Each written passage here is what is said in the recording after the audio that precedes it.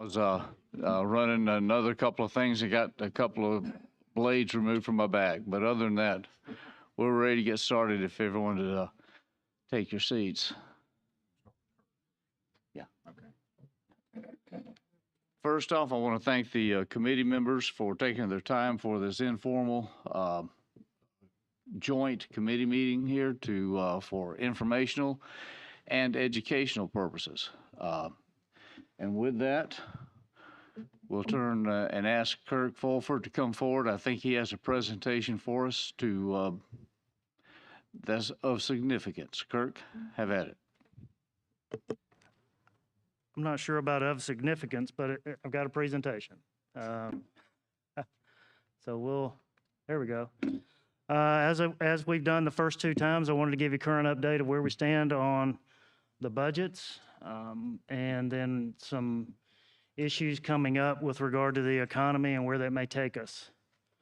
So Alabama's current economic conditions are great and actually is about as good as they've been. Kirk, if I might, all this is it posted online? Presentation's on the website. You go through the website and you can access the presentation. It's out there right now. So thank you. Anybody's watching online, you can go and look at it on our website. Our labor market has been great. We actually have a lower unemployment rate than our surrounding states, 2.6%. Seasonally adjusted is a new record low for Alabama.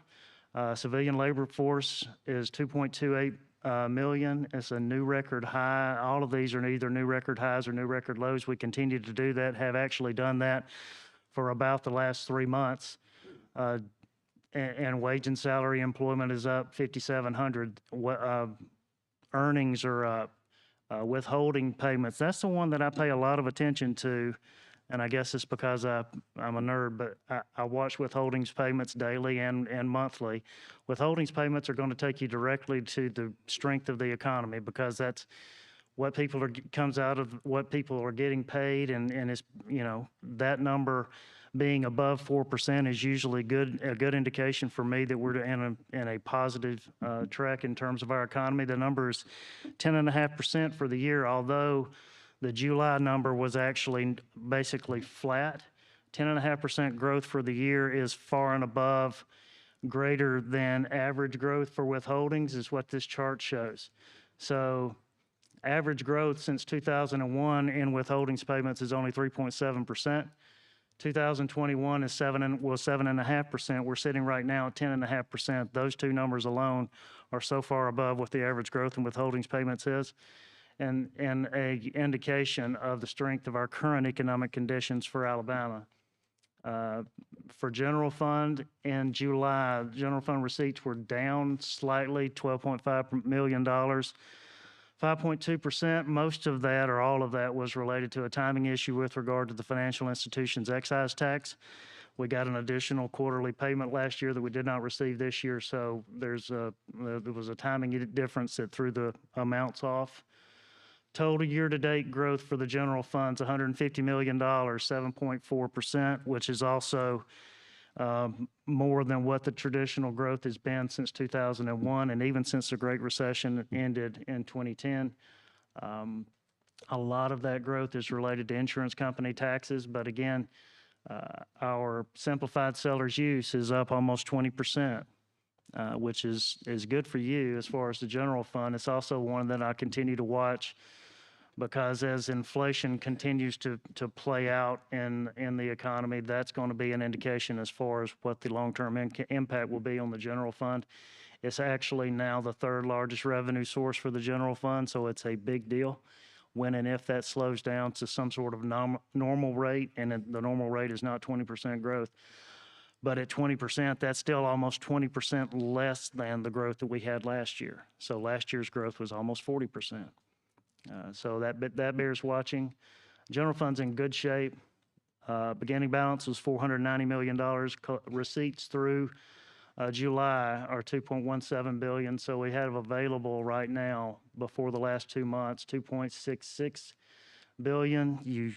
Current obligations, including all supplemental appropriations and everything else, $2.91 billion. So what we need for the rest of the year is only $250 million. Last year, over the same period, we got $537 million. What does that mean? that means we can just about have 1 month of collection and not have anything in another month, and we'll wind up being well above the pace we need to support the budget, which is a great place to be. I have been here long enough to know when we get to this point and we've got negative numbers reflected, in other words, we need more growth for the remaining months than what we have the capacity to get, and that's not a place you want to be. So this is a great thing for the strength of the general fund in its present situation. Education trust fund is even better. Revenue growth was $46 million in July. It's 10.17%. Although the July growth at 10.17 is below what it has been over the past couple of months, and we'll get a little more about why that is in a few minutes. So year-to-date growth of the Education Trust Fund is $1.5 billion. It's over 20%. Again, that's so astronomically above what the average growth is for the Education Trust Fund receipts, regardless of which time period you're looking at. And even if you go all the way back to prior to the Great Recession, the largest growth at that point in time, percentage-wise, was about 11.9%. So again, we're well above that. And as every year I'll tell you, you can point to income and sales on the Education Trust Fund, will tell you all you need to know. And because income and sales strength is really good for the time being, the Education Trust Fund is doing great. But that's also a place to be concerned about. So when and if there is a slowdown in the economy, the Education Trust Fund receipts will respond directly and quickly to that slowdown. People have less money to spend. Sales tax are affected if people are laid off. Less people are working. Income taxes are affected. It all it plays out in the strength of the economy and how things are working. Education trust fund situation similar to the general fund, except with bigger numbers. So total available funds, $9.7 billion through July. Total obligation, $9 billion. Well, what does that mean? That means you need nothing for the 2 remaining months of the fiscal year. You've already met budget. In other words, unless revenues drop off by $710 million, which they're not in 2 months, your budget is in super shape for the rest of the year, and with the potential to have a large ending balance. And you'll have to get to decide how to use that money at some point in time in the future. So with all that said, I have a lot of concerns about where we are in the U.S. economy and where we're headed. So we are still living off what I call a sugar high of the exorbitant amount of federal assistance provided since the pandemic kicked off in 2020. The CARES Act provided $2.4 trillion to the economy. The second 2020 Act was $900 billion. $1.9 billion from the rescue plan, and that is before you even consider the infrastructure bill at $550 million. And you can see how much of that is in the U.S. GDP at the moment. And what that led to was, over that same period, I copied this slide from somebody at Mooney's at a presentation that I was at last week. If you'll see, in 2020, 2021, we had the largest excess savings on the personal level in the history of the United States. Well, what does that mean? We had people that weren't able to be out in the economy, that had money coming in from various sources. They weren't able to spend it in the ways that they normally spend it.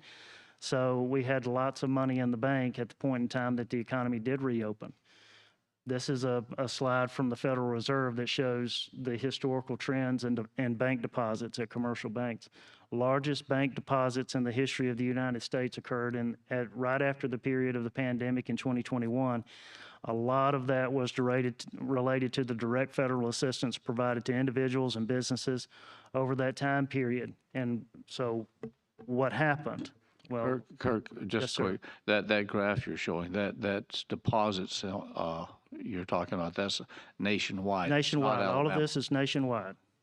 Thank you. And especially this is nationwide. The excess savings per household is a number to really pay attention to, because that number has come down, although during that same time period it was the largest it's ever been. People have been running through that excess savings as the economy opened back up, and it's been reflected in our sales tax receipts. It's also reflected in other state sales tax receipts. Every other state in the U.S. is experiencing similar growth situations that we've got, but simply because of a lot of which is directly related to the federal assistance that was provided. So the U.S. GDP for the second quarter was negative 0.9% growth. Consumer spending, which is why I wanted to point this out to you, consumer spending makes up almost 2/3 of the total U.S. economic output. So the second quarter growth was only 1%. That's the smallest percentage growth in a quarter since the pandemic ended, which means that a lot of that excess savings that people have been hanging on to and spending as the pandemic expired, they're running out of. And so it's going to become a problematic issue going forward, because if the economy and consumers can't continue the spending pace, it's going to be even harder for the Fed to control inflation. All of that's going to play out seriously over the next 4 or 5 months as they make some additional decisions. Business investments have been down, and with the increases in interest rates, the housing sector slowed. So real GDP growth in the first quarter was down also by 1.6%. A lot of that was also directly related to consumer spending. So then the question becomes, 2 consecutive quarters of negative GDP growth, are we in a recession? And I've talked to many economists throughout the United States over the past several weeks, and none of which are willing to go there, to be honest with you, simply because of some of the earlier slides that I showed you, the strength of our labor market and the reductions in GDP that are not aligning. In other words, they're telling 2 different stories. Where I'm telling you we've got the lowest unemployment rate in the history of Alabama, and the GDP is telling you the economy is slowing down. So why aren't those 2 things matching up? And it kind of all gets back to the federal assistance and consumer spending and all of that. But this is just a slide that shows the share of GDP that makes up personal spending. If you track that out, again, it's 2/3 of the entire U.S. economic output is controlled by consumer spending. Consumer price index is still at historic growth levels not seen since the 80s. And the most recent report on inflation, which actually came out yesterday, was unchanged in July. If you've seen the gasoline prices at the pump, they've actually moderated a little bit and come down. Since the last report in June, gasoline prices fell 7.7%, and it offset the increases in food and shelter, which were 10.9% over the last year. Largest 12-month increase since that period ended in May of 1979. The all-index increase was only 8.5%, which is actually less than it was in June. And the energy index didn't increase by as much as it did in June. So does that say that inflation is under control? It does not say that. It says that we're still at historic levels with prices. We're still trying to figure out, the Fed is still trying to figure out a way to get that under control. But looking at a 1-month snapshot is not telling us, or not telling the economy that it's under control, because there's other things out there that are telling you a different story. This is a slide I wanted to show you that talks about the supply chain stress. Anytime that stress level gets above 100%, it's not good. And if you see our slide, our line right now, the green line, we are well above 100%. We're at 125% or so. A lot of that is related to the issues in China and how they seem to turn off and turn on their economy with regard to every time another COVID strain pops up. So we're at a teetering point in terms of supply chain. We have moved forward and gotten better with that over a little period of time, but we're still kind of, if there's another issue with Russia, if there's another issue in China, we're right back to having a serious supply chain issue. U.S. Misery Index, which is basically a sum of inflation and unemployment, is elevated. Anytime that number gets above 10%, usually 12%, it's an early indication of an onset of a recession. People can feel that. You and I can feel the strain in everyday life. Your dollar is not buying as much as it did a year ago. Businesses are feeling it. They're trying to pass those costs along in order to maintain their status quo. But I will say, this is a slide that I got from Bureau of Labor Statistics. If you'll look at Alabama's misery index, because of our unemployment situation and how we're lower than our surrounding states, our misery index is actually in a better situation than our surrounding states, which is interesting. I just wanted to point that out to you. So how's the Fed responding to the inflation issue? As you're aware, in July, for the second consecutive period, they approved a 0.75 percentage point increase in interest rates. They're raising rates at a more aggressive pace since they have since the 1980s, and the increases that they've put in place since March are as much as the increases over the entirety of the period between 2015 and 2018. Federal Reserve Chairman has indicated his intent to continue increases to try to bring inflation under control. Understand that they are in a very interesting situation. They're in a very bad situation to try to know how fast and how much they need to raise interest rates to slow the economy. I will say that the latest jobs growth didn't give me a great deal of faith in the fact that they're not going to have to increase rates by even more than the 0.75% the next time they get together.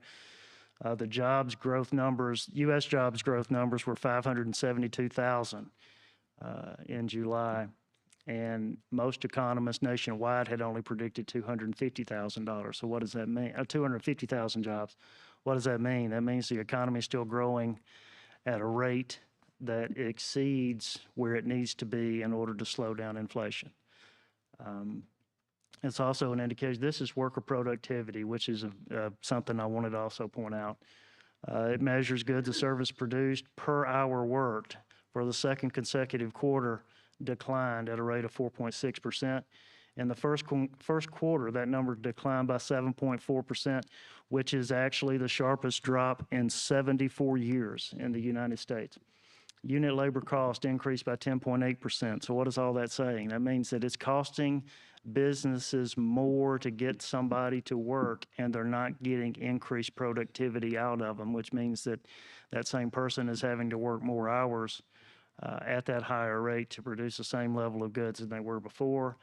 And with that jobs growth number, that also means that the economy hasn't slowed to the point to where businesses aren't willing to continue to pay the elevated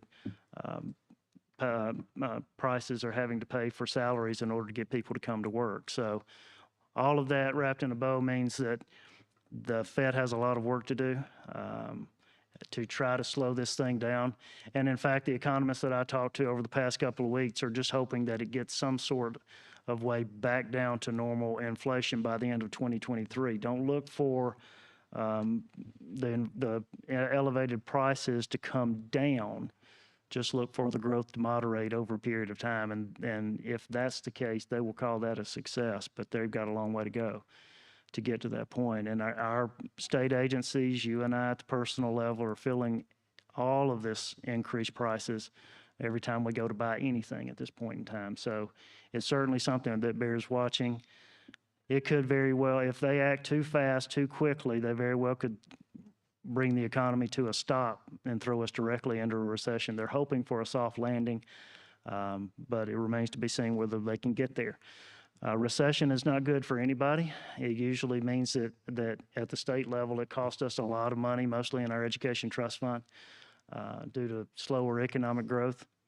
But we've got some slack there, and they're trying to create more to slow down the growth of the economy, not bring it to a stop. They're trying to slow it down, and if they do so, and avoid a recession, that'd be great. Soft landing would be great, but they just as easily could kick it into a recession, and nobody wants that. So I think that's all I had.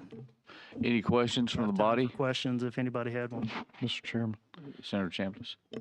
Kirk, thank you for that presentation. It's enlightening. Mr. Mooney, you'll be right after Senator Chambliss.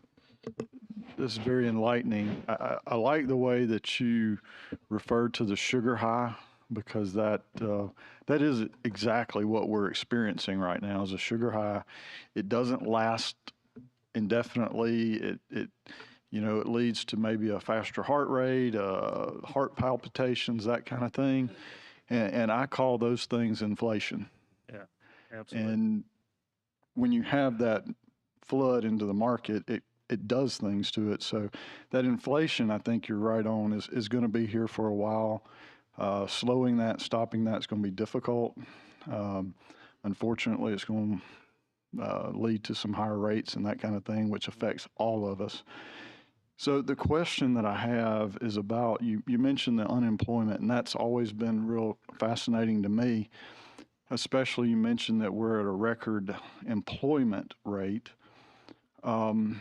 But kind of like our budgets, if we have any growth, we always have the largest budget we've ever had. So that number, that employment as a percentage of population, what would that line look like? Is that declining, inclining? So that is a really interesting discussion and one that I didn't include in here. So what you're talking about is actually the number of people in the workforce that could be in the workforce. Yeah. Our number right now is 57.2% in Alabama. Nationwide, it's a little bit more. It's about 62%, but back up a while. So let's go back to the 80s, and that number, the actual number of people that were employable in the workforce at that point in time was close to 70%. It's been declining every decade since then at about a 1 to 2% clip. In the U.S. economy, Alabama's at a point in time was well above 60%. We're basically talking about the number of workable people, work-age people between the age of 16 and 65 that could be working versus those that are. So at 57.2%, that means that there are lots of people that could be in the workforce that are not. And I read an article recently from Bloomberg economists that basically said, welcome to the full employment recession. Full employment, I'm dating myself, I know. Full employment when I was in school, we all considered that 5%, right? I talked to a young person in my office last week, what are they telling you now is full employment? And she said 3.5%. U.S. economy is 3.2%, and we're at 2.6. We are at full employment, meaning that we basically got everybody that could be, that considers himself in the workforce working, that want to work. But then there's also a level of population that are not in the workforce that could be in the workforce. Some of those were related to the great resignation that happened immediately following the pandemic. We basically recovered most of those jobs at the U.S. level, but that doesn't take into consideration those that were already out of the equation because there were baby boomers that were hitting the retirement age, and it took a lot of people out of the economy at that point in time, out of the workforce Easy at there. that point. Be easy. So that 1 to 2% decline per year over a number of decades, over the last few years, has that 1 to 2% accelerated, or is it about the same? Yeah, I can't say it's accelerated, but it's been pretty consistent. And a lot of that, it did spike up, obviously, right when the baby boomers became retirement eligible because they retired. And I mean, that was a large segment of our population. Our other issue is we're not putting enough people in there to offset into the workforce to offset the number of people that are removing themselves from the workforce. And that number at the U.S. level in terms of what a 1% drop-off is 6 million people. Every time there's a 1% drop-off in that number, it's 6 million jobs, 6 million people no longer in the workforce. The labor market is as tight as it could possibly get, which is why you're seeing the wage growth that you're seeing. It's at a tipping point. In other words, there's not a whole lot of place we can go from there, absent putting more people into the workforce to cover some of the additional jobs coming. Well, thank you for your time and your report. And Mr. Chairman, thank y'all for allowing him to do that, because that helps us really understand what's going on in the economy in a macro way, not just in our little bubble. Thank you. Representative Mooney. Clyde covered most of what I was concerned with. I guess the only question that's practically remaining in my mind is we have a budget we've put in place, obviously, for next year, and we're having folks come and share with us about their needs and so forth. Have you been able to do, or are you planning to do, some projections as far as what you're seeing in relation to the current level of services that we're offering in our state, what we would be looking at in order to maintain that current level? Not an increased level, but a current level. Yeah, so you put a lot of money in the budget the past year to start and or prop up existing programs, right? In the education side, you gave teacher pay raises. You also revised the salary matrix to try to keep some more teachers in the workforce. Serious investments that you've made. I think the budget that will begin in October requires very little, and actually where the number's going to wind up in terms of receipts, it can drop off by quite a substantial amount of money before you'd have to consider even tapping into reserves. I mean, it's a serious amount of drop. In other words, you need less than zero growth to support the budget that you've got in place in both budgets, which is something, abnormal. You can't say that most years. We don't need any growth. We need to maintain what we've got, and in most cases, that's going to be okay. We're in good position to do that. And even if the ETF slowed off by over $1 billion, we've got reserves that could offset that amount of money. And I don't think it would be necessary at that point in time. And I do want to reiterate what Senator Chambliss and Representative Mooney said. This is not our normal economy. The amount of federal money, if you understand, that's the amount of federal assistance that's been provided to states over this period is almost approaching twice the amount of assistance provided during the Great Recession and in a shorter period of time. It doesn't take a lot of math to figure out that there's a lot of money in the economy that we normally wouldn't have, which is causing a lot of issues with regard to inflation and prices and everything else that we normally wouldn't see. So it's going to take us a while to get back off of that sugar high, to get it back down to a point of normal growth. It's just a matter of what the economy looks like when we get back down to normal growth is going to be how we go forward. Any other questions? If I might, Kirk, try to sum up from what my limited understanding is on all this stuff. We in Alabama are the choices that we have very little control over are to hope for a soft landing, and as far as the economy is concerned, which in essence means extended time frame of inflation. Inflation drops 0.5%, and it drops a little bit here, and so whatever time frame it takes to get to that supposedly 2% goal that the feds have,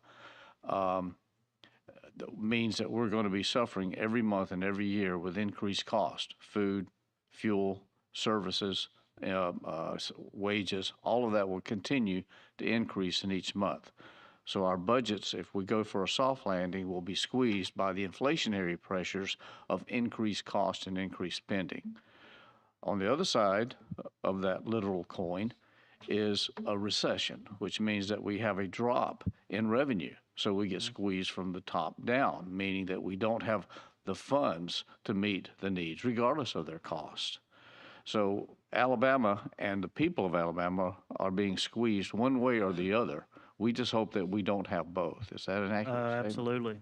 Yeah, you don't want both. But let's back up to the overall picture. The decisions this legislature made in the early 2000s, 2010, right after the Great Recession, in terms of establishing a rolling reserve act, in terms of changing the structure of the general fund to provide more growth revenues. If you recall, at that point in time, there were no growth revenues in the general fund, and now there are. In 2015, to establish a simplified seller's use tax and target 75% of that state revenue to the general fund, put the general fund in a position to be able to absorb much more of a even direct hit than it was at the point in time in 2010. If you'll recall, back then we were slashing the general fund by almost 12%. The last time we did that was 2012. Have not, to your credit, have not cut a budget since 2012, right? And a lot of that's due to the decisions you've made. A lot of that's due to how you've appropriated money. Yes, you've got more money than you intended to have, but you haven't set up programs that are going to have to be state supported with federal money after they run out. My concern, and I'll tell it to you again, it's not really your issue, is the $3 billion that are in our K-12 schools and what they're doing with that money and when it runs out, what that's going to do in terms of requests to try to fill the gap. Because I know, and looking at their plans, they have spent a lot of that money on personnel, and rightfully so. They needed some personnel, but the problem is when the federal money runs out, who's going to pay for that person? That's true. Who's with going to pay many for of our that program? agencies. Yeah, Right? They're going to ask you to pay for that program correct.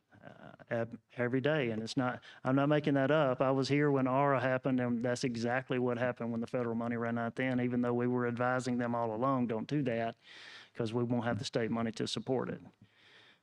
I suspect, and unfortunately, we're going to be in the same situation in 2026 on that level when their federal money runs out. But there's other federal monies that have been flowing directly through agencies for various other programs, in addition to the money that I mentioned up there in reference to direct assistance to state and local governments. So everything that you're doing right now in terms of being conservative in what you're trying to do is the right approach to take. I'll defend that to anybody that wants to challenge it, because you don't have this budget situation in a pandemic that dropped off. The largest quarterly drop in GDP ever in the history of the United States happened immediately at the onset of the pandemic, followed immediately thereby by the largest increase. Most states had to make cuts in a budget. Most states had to figure out how to move money from one year to the next. That's not you. That's not Alabama. And I wish some of these national publications would pick more up on that than what they tend to. Alabama's budgets are in great shape. Your economy's in great shape. And actually, we are better able right now to weather a storm than we could have ever been ready to handle that 10 years ago. So congratulations to you on setting us in a good position to be able to handle that. We appreciate your efforts on this and your time. Thank you, Kirk. We'll now invite Mr. Hamm with the Department of Corrections to come, and we welcome you, sir. Thank you, Mr. Chairman. I appreciate that. Chairman Klaus and senators and representatives. Appreciate the opportunity to give you a little information or answer the questions that have been posed by Chairman Albritton about inflation and a few other things. So we'll certainly talk about that and a few other things, and some items Kurt mentioned certainly hit home with the department. So start off with Kurt referenced inflation. Y'all talked about inflation. So here's some of the items we're looking at, and kind of put in perspective. I got a simple mind that the Department of Corrections is like a 20,000 population town. I grew up in a town, didn't have 20,000 people. So, but to look at it, all the services that we have to provide to the inmates, anywhere from mail, utilities, clothing, janitorial supplies, health care, food, because a lot of times food gets left out of what we do. We feed 20,000 inmates every day. So how has inflation affected these numbers? The food has approximately 23% inflation. Fiscal year 21, it was about $2.15 a day for inmate raw food. Fiscal year 22, we estimate $2.42. So multiply that time the number of inmates times a day, and we spend about $17–20 million a year on food for inmates. So clothing, that's gone up approximately 20%. We provide inmates with clothing, our correctional staff, security staff with uniforms. That's gone up about $1.3 million. Fuel, that's a thing. We have a large fleet. We're constantly patrolling the facilities. We're moving inmates on a daily basis around facilities, looking at $1.5 million more in fiscal year 22, and we'll probably look at $2.2 million in fiscal year 23. However, as Kurt referenced, the fuel prices have been coming down a little bit. I think around we're seeing 359, 369 a gallon. So that has come down from the high fours we've seen. So janitorial supplies, what's that? Well, we have a lot of space to clean. So we spend a lot of money on janitorial supplies. Supply chain shortages, that's certainly affected us just like it has affected everyone else. And once certain things, especially on food cost, if the supplier cannot supply something that's on contract, that we have a food item on contract, then we have to go out and do an emergency procurement on that. So we might not necessarily get the right price. Contract security services. We have security services on contract for transporting inmates, and we also have them for inmates that actually go to the hospital and have to spend the night, because if not, we'd have correctional officers, performing those duties. So to keep them at the institution, we have contract security services, and those services have increased $5 to $9 per hour for the hospital security and about $6 to $8 on the transportation security. Facility maintenance, I know we're in the process of constructing 2 new facilities, but we also have to maintain the ones we have.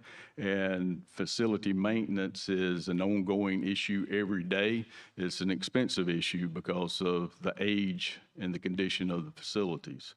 So construction inflation has certainly increased and impact our maintenance. Construction costs, that's part of the facility maintenance. Not going to talk about the actual prison construction right now. It'll be a little bit later in the presentation. So, Mr. Hamm, if I may, yes, sir. is this presentation posted online, or will it be?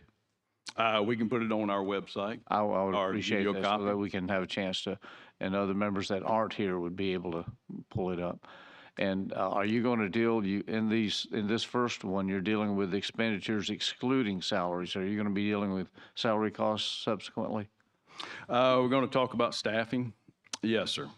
Because about 75%, a little more than 75% of DOC's budget is salaries, fringe, medical, and legal. So that leaves about 25% of our budget, a little less than 25%, to deal with these food costs, clothing, fuel, janitorial supplies, all these other things that we provide. Asks about DOC's vehicle fleet. We have 747 vehicles. The average age is 8 years, as you can see, and then we have it broken down into mileage categories. Less than 50,000, 50 to 100, 100 to 150, 150 to 200, and over 200. So you see the breakdown of the vehicles. One example, we have about $1.8 million per year that's allocated for vehicle purchases for the department. The bus category, we have 45 buses. As we replace those buses, they're 43 passenger buses with a correctional package. In other words, they have the correctional gates in them, over the windows, where you can secure the inmates. A bus with that correctional package cost about $240,000. So as you see, we have 45.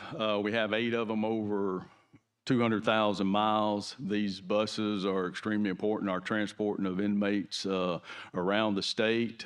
We certainly use them when we have hurricanes and we're having to evacuate inmates from South Alabama to Central Alabama to North Alabama. So we need to be able to move the inmates safely and efficiently and as quickly as possible. So we have these 43 passenger vans, but we also need them to be dependable. So you can see there's several of them with over 100,000 miles, a couple over 200,000 miles. Also on our vehicles, it's not on here, is manufacturers. We're having, as any agency, my previous agency, Aaliyah, also had issues with, the contracts, the manufacturer, General Motors, Ford, and everything, being able to deliver. We would order, X number of vehicles, and they would just trickle in. Either it was a chip issue or some other supply issue on their side, and it's kind of making it difficult for us planning for our fleet going forward when we don't even know what we can actually buy from the manufacturers and which manufacturers. So that's an issue we're working through, but that's, like I said, not solely for corrections. It's issues that all state government, especially all law enforcement, has to deal with. And Mr. Hamm, if I may, what's the total number of employees with DOC? Approximately 3,000. Right. So those, like sedans, SUVs, and trucks, I mean, engineers, our maintenance staff has it. We have vehicles, perimeter security, the law enforcement services division has vehicles, the warden. So we have a large number of vehicles.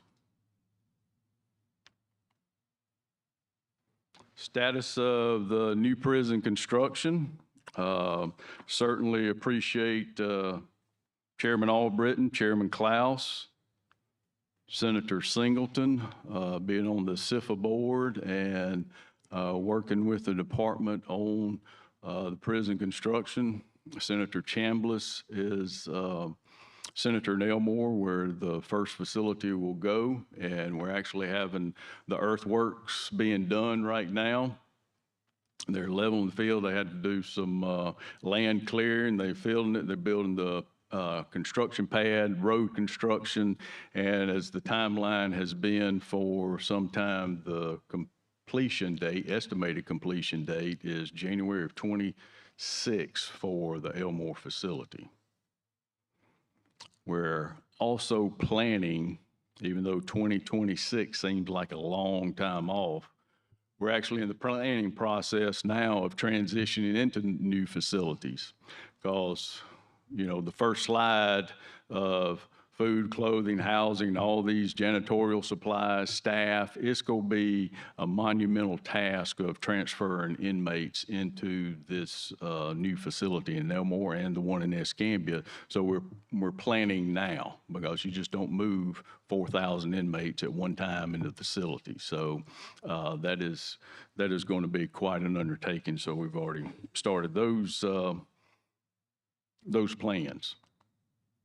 There's a couple of pictures of the Elmore enabling works, or I call it the site work, going on up there where they're getting the grade ready to hopefully be finished in October. And hopefully construction coming up out of the ground will be sometime in November.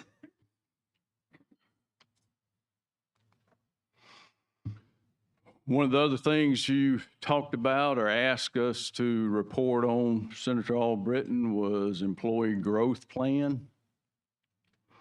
We are looking at every possible way to attract candidates to the Department of Corrections. And when I talk about employees of the Department of Corrections, I'm not just talking about security staff. I'll go into a slide here in a minute that'll explain a little bit what I'm talking about.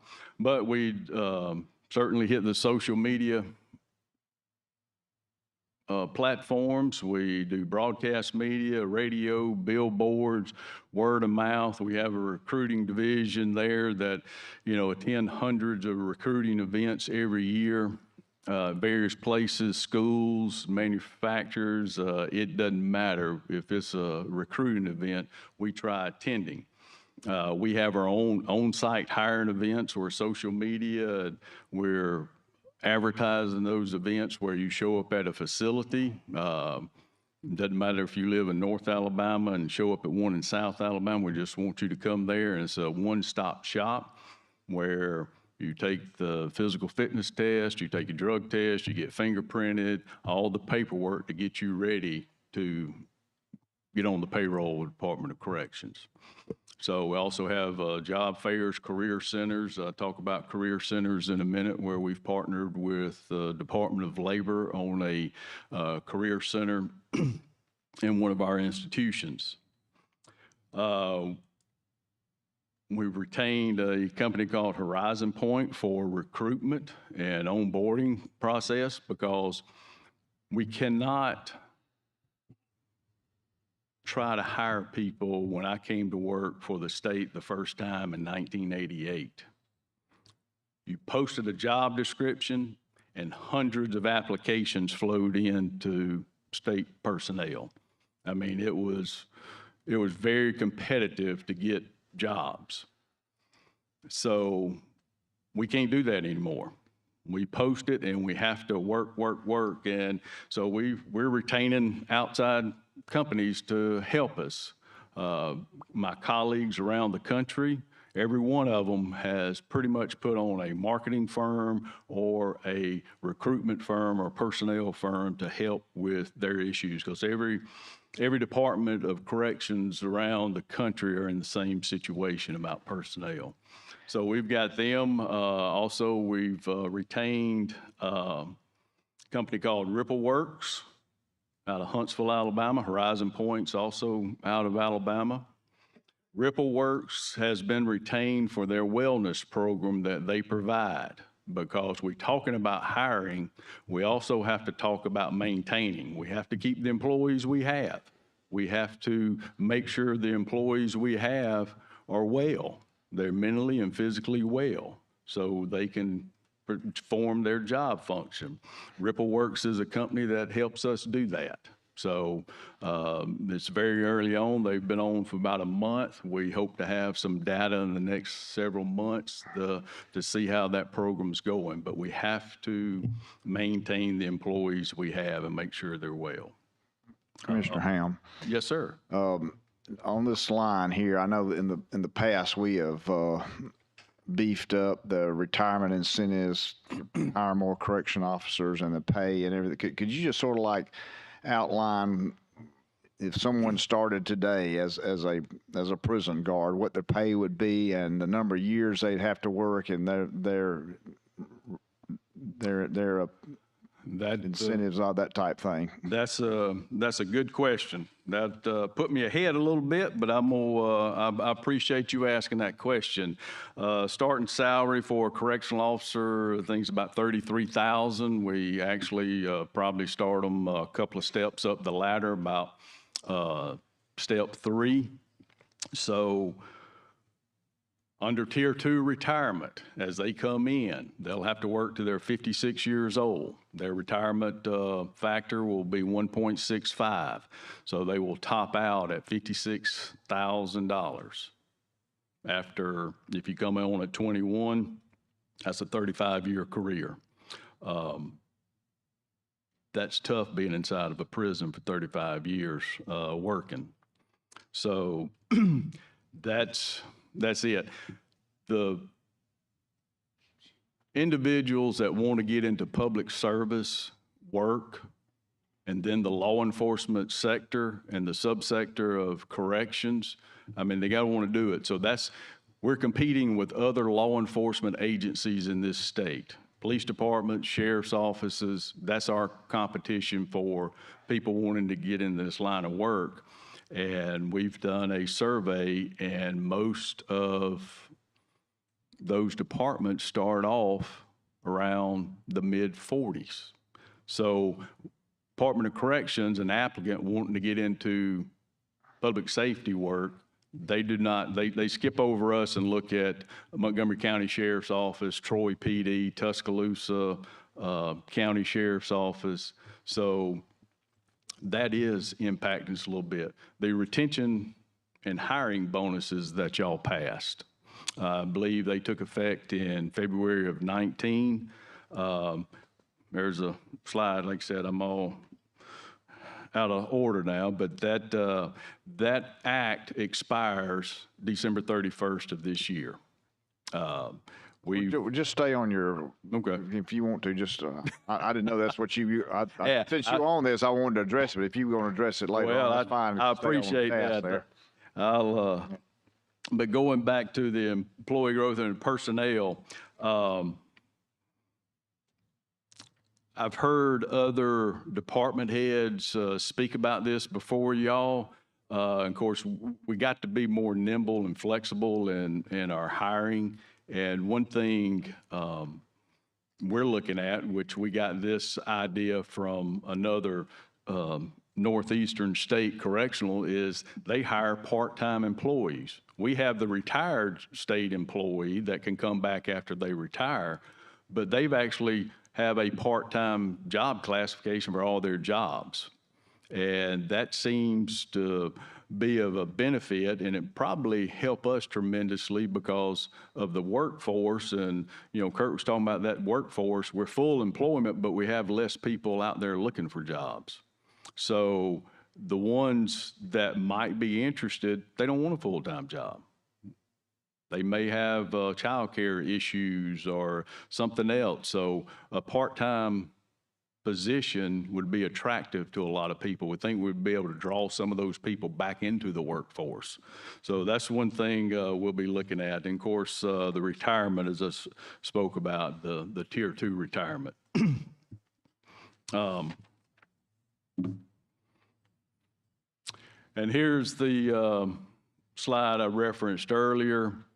We have 1,879 security. We have 541 vacant, funded, money in the budget positions for security right now. Our admin, and this is just as important to us, we have 261 funded vacant administrative positions. And we listed several of them here, and some of them are significant. You might not think so, but stewards, the top one. What are stewards? They're the ones that run the kitchens in the institutions to feed the inmates. Well, we got 27 vacancies on the stewards. So if we have a vacancy, who is in the kitchen monitoring the inmates cooking the food? That's a correctional officer. So then he's off a post or out of a dorm. So that's very significant. Also in the laundry, we have 9 laundry workers, because that's one of those other functions, you know, as a town that we do. We provide laundry service. We keep the uniforms and the bed linens clean. So if no laundry worker is there, we have to pull a correctional officer in there to supervise the inmates. And then the others, the canteen, personnel, we actually have 16 vacancies in our personnel division. That makes it a little difficult to process these individuals that are applying for us, because now we have statistics, at least since from the first of the year when I got here, of how did you hear about the Department of Corrections job? And for the last several months, the highest indicator is ADOC employees, Department of Corrections employees. They're out there doing their recruiting themselves. It beat out Facebook, it beat out other social media, it beat out Indeed, all these other programs. Also, it tells us, why do you want to get into this type work? They want a secure job with benefits. They want to get into law enforcement. Then there's also, they want immediate employment. So the quicker we can get these individuals in the door and on the payroll, the better chance we have them, because if not, they're going to somebody else. So our personnel shortages, that certainly impacts that. Accounting. We have 42 vacant funded positions in our accounting division. That includes the central office here in Montgomery and the institutions around the state. That's pretty significant. Treatment counselors, we provide all types of drug treatment to inmates. We have 24 of those that are vacant around the state. So that impacts the amount of substance abuse treatment we can provide the inmates. And here's the earlier about the incentives you were talking about, Chairman Klaus. The retention bonus and the hiring bonus paid out a little over $9 million since 2019 to 1,929 different employees. And this slide kind of breaks down what the legislation says. Started February 19 to December 31st of this year. At sunsets, no one employee can receive more than $7,500 bonus. And there it breaks down the new hires, and it also breaks down the bonus for the retention being promoted to sergeant or above. So we will be coming to you with probably some changes to this to see if we can extend it past the December 30th, 2022 deadline, because it has assisted us in maintaining some of the employees we have. Mr. Hamm, if I may, Yes, sir. I want to deal with this for just a little bit, and I appreciate you coming up on at this stage. Your number is showing that you paid about 1,200 employees bonuses. I think that was right. 1,929. 1,900, okay, for a total of just over $9 million, correct? Yes, sir. And yet our retention rate, we've lost more people in the last couple of months than we have in a long time. In fact, over the course of years, we had an increase in 19 and 20, but in the last 2 years, we've had a net decrease, and this year has been the highest number of decrease. Correct. It seems like maybe the bonuses are either not working or are misapplied. So I'm not trying to solve this problem today, but I am suggesting that when you come forward with a change in plan, let's have a plan that we think will actually work. Absolutely. That we have, because not only do we have the bonuses, the $9 million in bonuses, we also have, overtime, of course, has to be paid. We're under a court order to hire 2,000 more guards, and we only have, 1,800 now, less than 1,900. Yes, sir. So we've got to double the force. We've been trying to do that for years, and we've put a lot of money into this, and we're moving in the wrong direction. We've got to find how to change that direction, and I'm trying to figure out, and the purpose of today is we've got to figure this out. Absolutely. In particular, where you're talking about 75% of your budget is salaries and benefits and such, and with the inflation that's coming in and going in, are you giving me kind of a foreshadowing of what the request may be coming in here in the next little bit? No, sir, not yet, because whatever comes is going to be, certainly realistic in what we need. It's not going to be any kind of fluff, and we will have to. And I'm not indicating that at all. Yeah, but we'll have to account for inflation. But you're exactly right, Senator. I mean, we have got to Wait a minute, figure you out. want to say that? Never mind.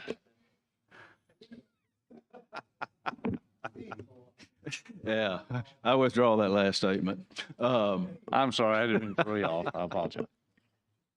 But figuring out how to get people employed with the department, and it's not just because I'm at Department of Corrections, but all my colleagues are having the same issue with the accounting classification, various classifications of support personnel.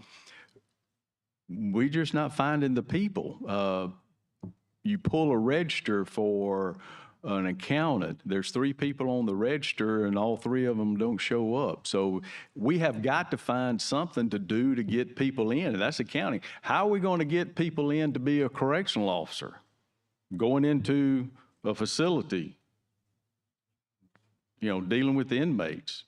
And we're open, because what has been in the past, well, obviously not working now. So we need to change. We need to be able to pivot and do whatever it takes to get candidates in the door. Now, of course, we need qualified candidates. So I'm open for suggestions of anything. Well, we may have a few for you. Who was? Sir? Representative Reynolds. Oh, okay. Thank you, Mr. Chairman. Really just following up on the chairman's comments related to the challenges in the workforce. But first of all, we appreciate what you do. I'd hate to be in your shoes. You are running a small city. I do think with the new construction underway, I do think that the new facilities might help us recruit new employees. I mean, a safer environment, better managing the inmates. I think you mentioned $33,000 on the starting pay, and I think you also commented about competing with law enforcement for these recruits. I used to always, in job classifications for departments, I always used to use the value of 42,000 as the average salary for law enforcement in Alabama. I just Googled it, and now it's up to 50,000.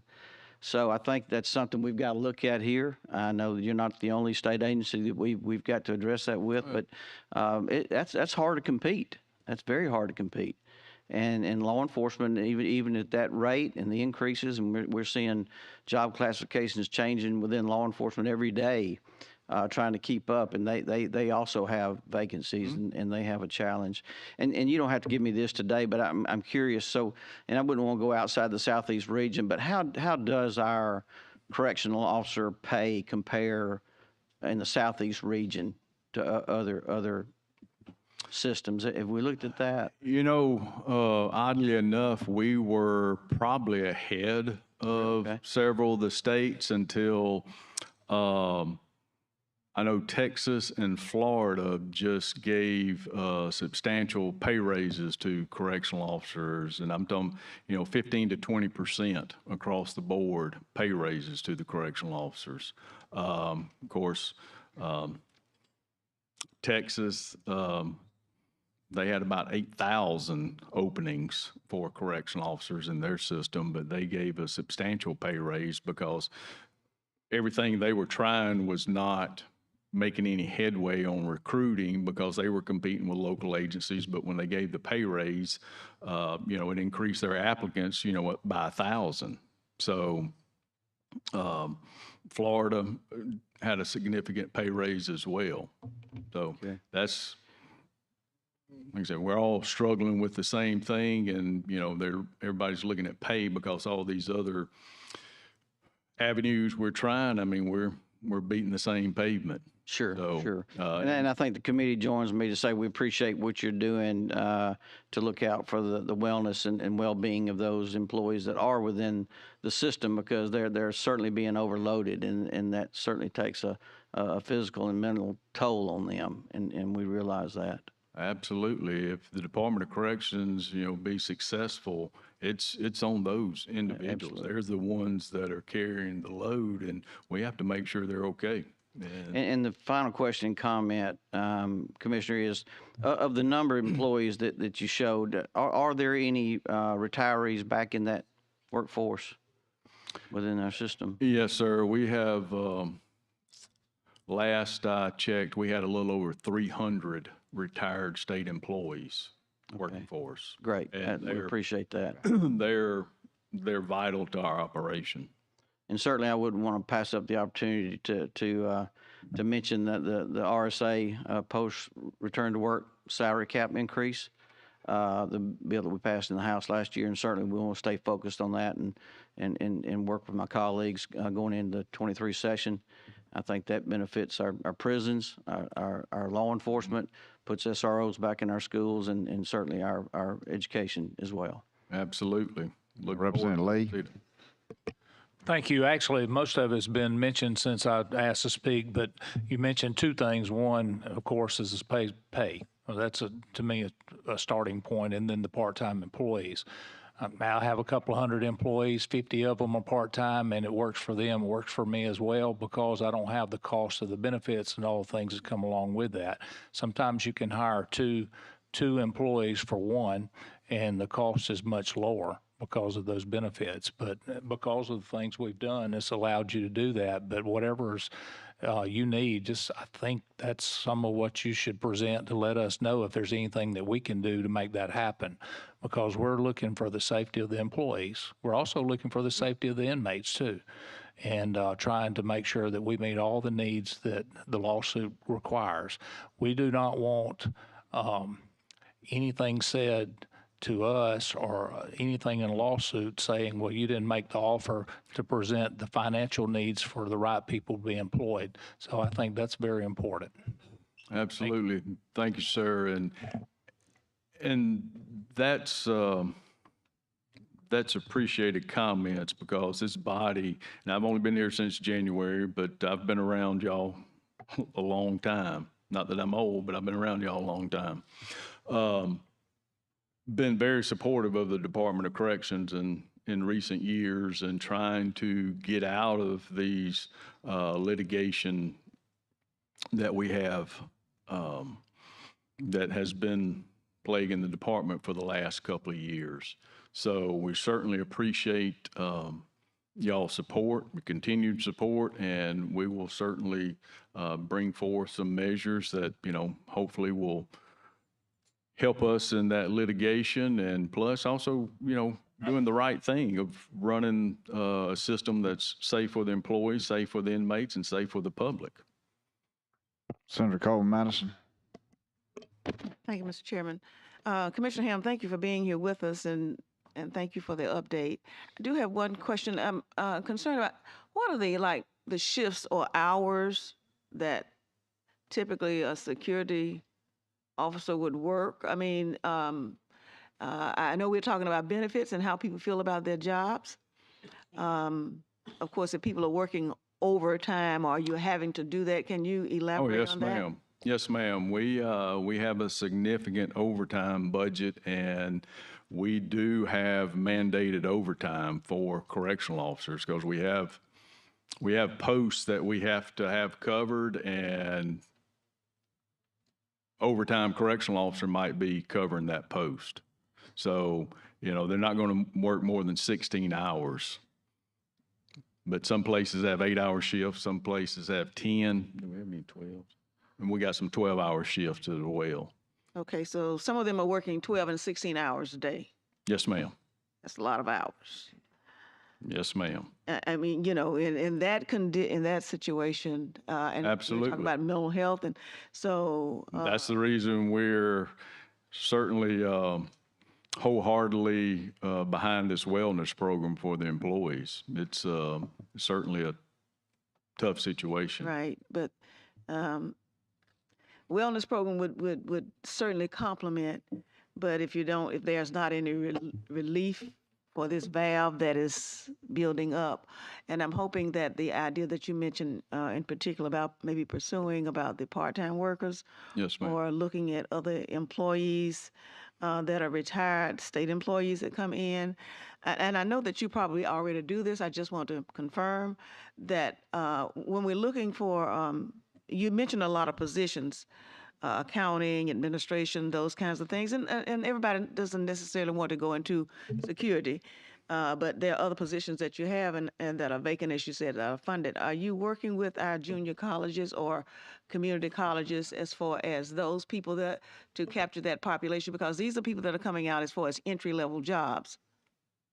Yes, ma'am. One of my earlier slides, I talked about our recruiting team, Captain Goodson and his recruiting team.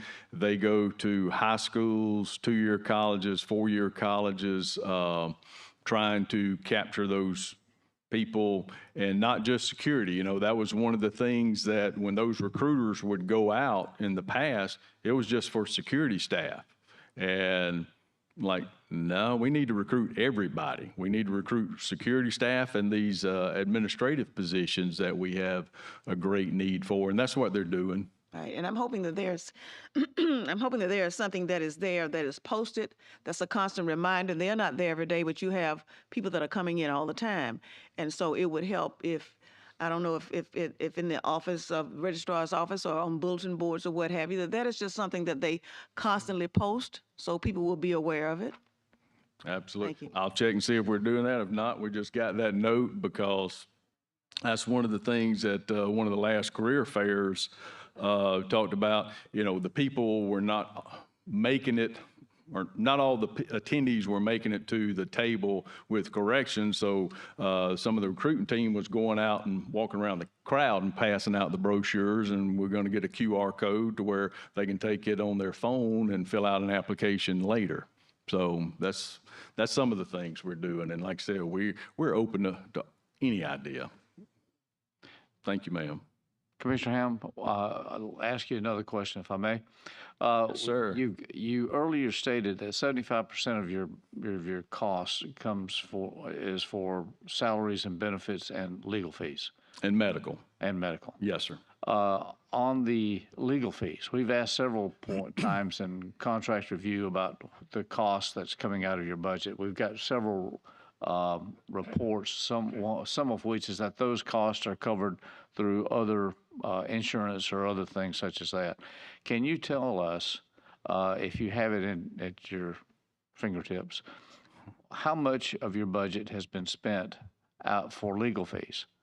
How much of the budget that we provide or that you get from federal sources goes for legal fees defending Department of Corrections?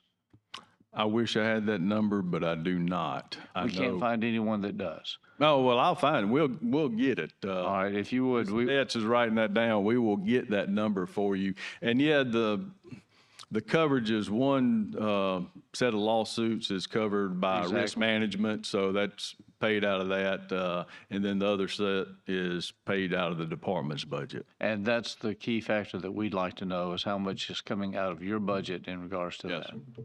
Thank you. I think Senator Chambliss had a question. Yes, sir. Thank you, Commissioner Hamm, for being here today. I appreciate the information, and I just kind of a statement. What we had planned to do is to wait till after today to have our Joint Prison Oversight Committee. So this presentation gives us all the information we need to be prepared, and we'll be scheduling that within the next month or so. Okay. All right. Thank you, sir. I got more, if y'all ready. Have you got more of your presentation? I got a little bit more. Continue. Yes, we're anxious. Yeah. Well, Kurt started off with the good stuff and finished up with the bad. Maybe I'll go in reverse order. Well, this is kind of not good. Inmate population and trend. You can see the number is kind of steadily climbing there. You know, we had COVID. We're not taking in any inmates. Then COVID restrictions were lifted, started taking inmates in.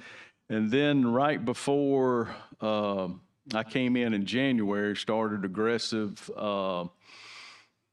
intake of inmates out of the county jails because I got a unique relationship with the counties, and that's what we're supposed to do is take the state inmates out. I've heard that called other words, but we'll take that.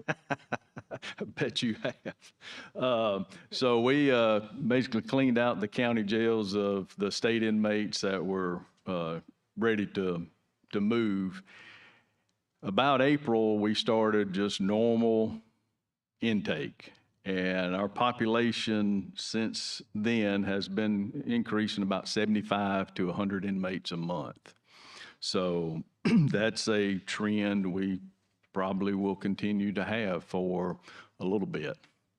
And it's one of those things that, you know, we get calls sometimes about an individual's case and needing to investigate it. Department of Corrections has nothing to do with an individual getting arrested, investigated, going to court. We just house the individual, carry out the court order. So we don't know who's coming or how many's coming until we get the transcripts from the circuit clerk's office. So that's kind of that's an unknown we have to deal with at all times. And then on the backside, we have extremely limited ability to release them. They get out EOS. If it's a split sentence, they can get out on probation, or the individual gets paroled. So those are kind of the three issues that get inmates released. So DOC doesn't have any control over that. So it's kind of this holding tank. You know, we don't control the faucet coming in, and we don't control the stopper going out. So when you start seeing numbers of 100 a month coming in, that's consistent, then we start to, you know, get a little anxious. Rehabilitative programs, because that's what we're supposed to be doing. Rehabilitation and reentry to make individuals productive citizens of society, give them a chance when they do get released. We have drug treatment programs, GED programs, high school diploma. Auburn University has a degree program at Tutwiler. Ingram State Technical College certification programs, and we have multiple faith-based programs, including one called Jumpstart and Core Life Link by the Church of the Highlands. So those are all programs that are currently underway. Jumpstart and Core Life, they offer structured curriculums that smooth the transition from incarceration to being a productive citizen. And also Ingram State Technical College. Y'all have probably seen this graphic, prison to workforce pipeline. I have to give President Annette Funderburk all the credit for that. That is one of her graphics, and we partner with them because every student at Ingram State Technical College is an inmate. And something they have done recently is Ingram served basically this area, or it's called our Draper campus. Up in Decatur, Calhoun Community College, they provided the technical service, and other community colleges provide them. Well, what Ingram has done, or the two-year college system and Chancellor Baker, is now Ingram State Technical College provides all instructions all over the state. So we have inmates in North Alabama. It's part of President Funderburk's program, Ingram State. So it's more uniform in what they do, and I think it's working well. And there's some of the certification programs that are offered. Diesel mechanics, automobile body repair, of course, barber and cosmetology, and you can read them there, especially logistics and supply chain technology and electrical technology. These are certifications that businesses have requested, and Ingram, you know, has those relationships and looks, you know, what do y'all need? And they're providing the training to inmates in these areas, so when they get out, they have a certification that they can actually go to gainful employment. We actually, on diesel mechanics, Ingram, Department of Corrections, Pardons and Parole, and Four-Star Freightliner actually has an apprentice program for diesel mechanics. So when those folks get out, they already have a job. And we get called quite frequently about inmates being released and what's their skill sets and certifications, because that goes back to the employment. Employers are searching for workers, so trying to provide that. And it's a good program. We appreciate our partnership with Ingram State Technical College. Before you leave that, how do you all track the people that go through this program? And, you know, whether they get jobs, you know, whether it's a recidivism rate or whatever, you know, that would really be really important to me. That's a good selling point to point out the highlights of this programs like this and the need for more. However, if it shows another statistics. So do you all track that, and what is your track record on this? Well, being new, I know Ingram tries tracking some, but that's once they get out. Once they leave our custody, it's kind of hard to track. But if they're paroled or given probation, then Pardons and Parole, they also pick up on a lot of these certifications. If they didn't finish, they can finish them up, or they can start them while they're on probation and on parole. As you know, the Perry County facility, they're going to have a very similar program being offered to them there. So once they get out of our custody, it's a little hard for us to track, where they are.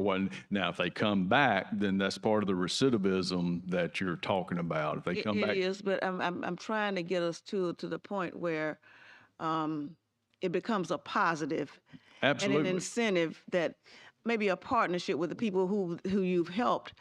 And maybe something need to start, saying, we'd like for you to come back and talk to the people that are here. Talk to them about the program that you've gone through and how it has helped you to get your life back together so that you can rebuild your family and your life and the difference that it has meant. Because otherwise, I understand that you say that you only track people that go through the pardons and parole and what have you, and once they're out. But we don't have any record or statistics as to whether it is really working. As you say, of course, if they come back, then we know. But there are some success stories that are not being told. Yeah, and I'm glad you said that, because the apprenticeship, we had a ceremonial signing of the apprenticeship between the three agencies and Four Star Freightliner. And there was an inmate, former inmate, that went through the diesel mechanics program, and now he owns his own trucking company. And he was there, and he volunteers in facilities, county jails, to tell his story of where he was, how he got there, and where he is now. And he's extremely successful. There's your success story for marketing. I know our sheriff in Jefferson County, Sheriff Petway, has a program, jails to jobs sort of thing. And it has become very popular with people who understand that when you go through that, you're going to get help. And since we are talking about rehabilitation, it's got to be a holistic approach as far as I'm concerned. Mr. Chairman. Senator Chambliss, go ahead. Senator Coleman Madison, I was at a presentation. Oh, yeah, he was there. I was at that one that you're talking about with that gentleman. That was very impressive, because he has his own company, and he told how many trucks he has, and it was phenomenal. I was at a conference a couple of weeks ago where President Funderburk gave a presentation that addressed exactly what you're talking about, and I won't try to quote her numbers exactly because I might get it wrong, but basically the tracking they've done, it reduces recidivism rate close to half. It's about 40%. It's very, very positive. And she was out there telling that story at that conference. She also had a video that I really think we all need to see, but there was a testimonial of a man that he is now a barber, and I got the impression he owned his own barber shop, but he said a couple of things that was very, very enlightening to me.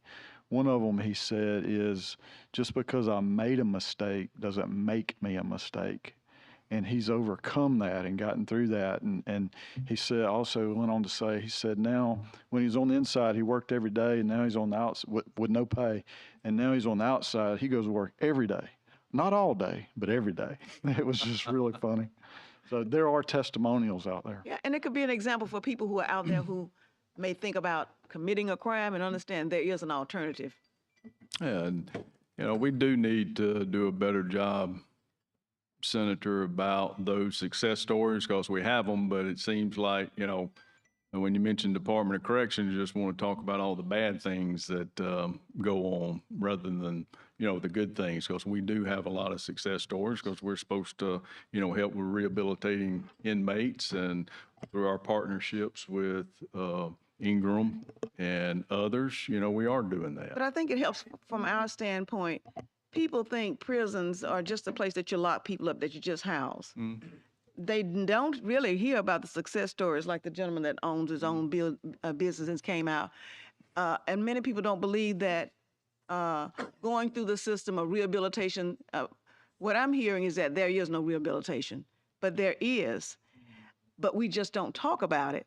We need to tell this success story, and we need to let people know that there is hope on the other side if we are truly about rehabilitating people and connecting them back up with their families so that they can become productive citizens. And a lot of our talent, and I point to our Senate chamber, I said, I remember we had this big applause when we came into the chamber and all the new furniture and everything. And it says, now let's give credit where credit is due. The inmates did this. This is the kind of talent that we have locked up. And of course, this is the kind of talent that we need, and those people need jobs. But we need to be about telling that story so that we can give encouragement to people that are still there to say, hey, I don't have to go back to the life that I was into before that got me here. Absolutely. And that's the thing, with our partnership and giving them the skills where they can be gainfully employed, and there's other groups out there that, help with transportation, housing, because it's more than just a job certificate. If you don't have good support back where you're from, if you're just on your own, well, you got to worry about housing and how you're going to get to that job as a diesel mechanic. So there's other groups that certainly help with that. But we do need to tell those success stories, because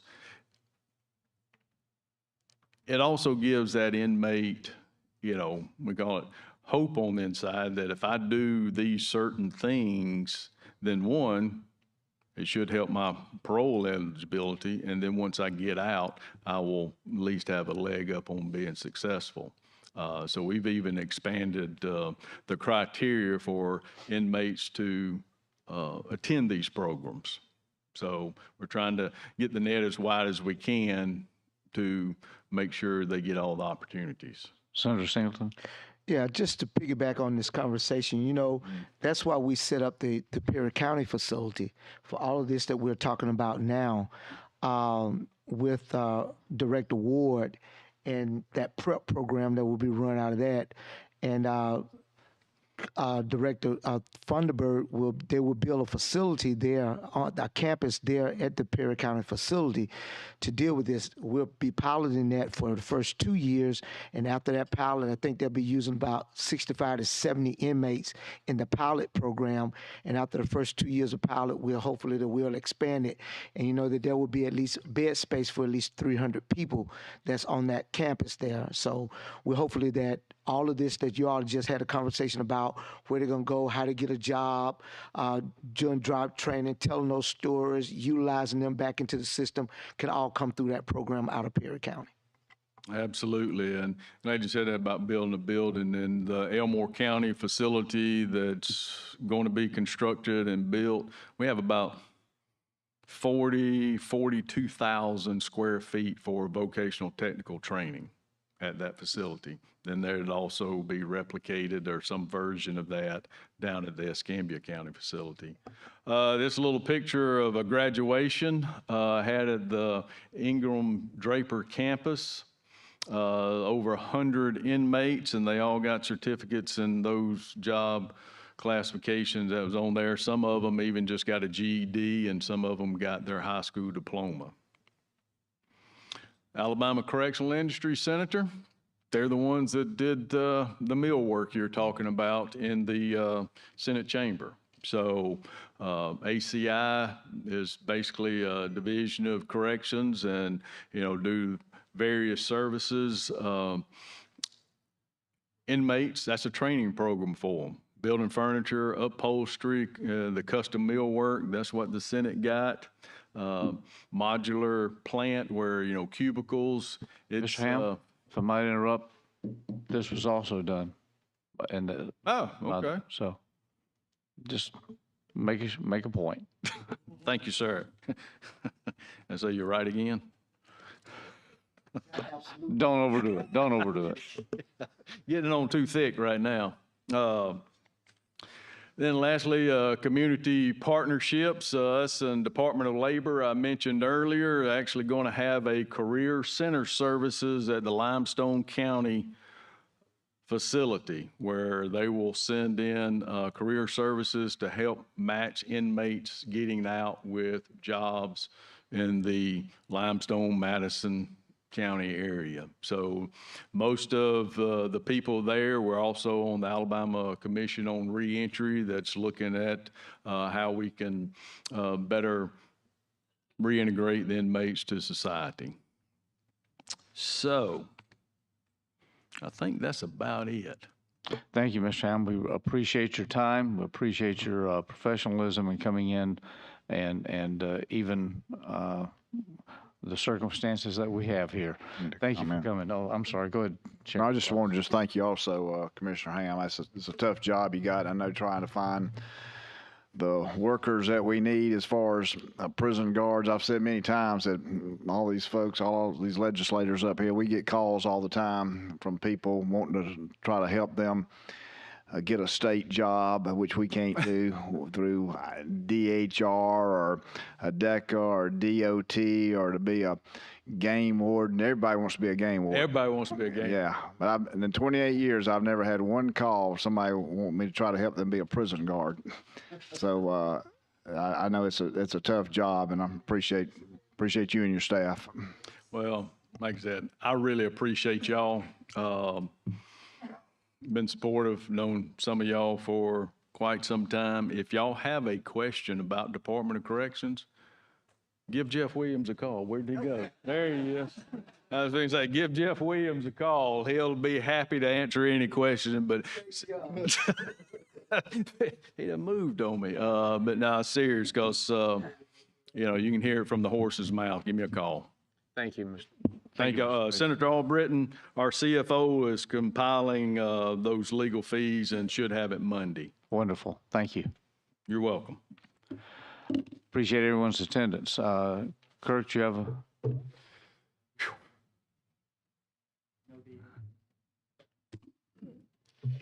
You're going to have to do better than that. No. No. I was just asking, so we don't have another presenter? Let me ask, is there any DAs out there? Is there a single DA out there? Just wanted to confirm. No, I got a call from Barry Madsen. Earlier in the week. He's had some health issues, but he did tell me that they have a required report that's coming available. So we look at having that rolled over probably into September. So if you're staying here to listen to the district attorneys, come back at a later date. My point for that question was the next one of these meetings is September the 8th. Conservation, DHR, and now district attorneys will all be on the September 8th agenda. So, thank you. Thank you all for attending. Any other questions or comments? Will that be at 10 o'clock as well? I think we have that set at 10 o'clock. Yep. Thank you.